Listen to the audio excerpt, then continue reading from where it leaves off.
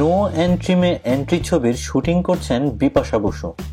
বরাবরের মতো এই ছবিতেও তাকে দেখা যাবে সেক্স সিম্বল ইমেজে। তবে আলোচনার বিষয় তা নয়।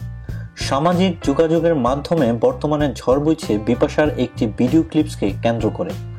নো এন্ট্রি মে এন্ট্রি ছবিতে বিপাশার একটি 1 মিনিটের স্নানের দৃশ্য গোপনভাবে ক্যামেরাবন্দি করেছেন পরিচালক আনিস বাজমি।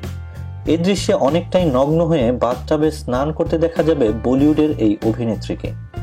অবশ্য নগ্ন দৃশ্য নিয়ে তোলপাড়ে বিপাশার কোনো মাথা ব্যথা নেই, বরং নিজের টুইটার পেজে বাথটাবের একটি দৃশ্য পোস্ট করে তিনি লিখেছেন, অপেক্ষায় থাকুন নো এন্ট্রি মে এন্ট্রি ছবিতে সুপার হট বিপাশাকে দেখবার জন্য।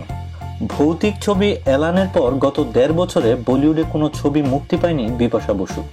এই সময়টা তিনি ব্যস্ত ছিলেন বিয়ে, হানিমুন ও সংসার নিয়ে।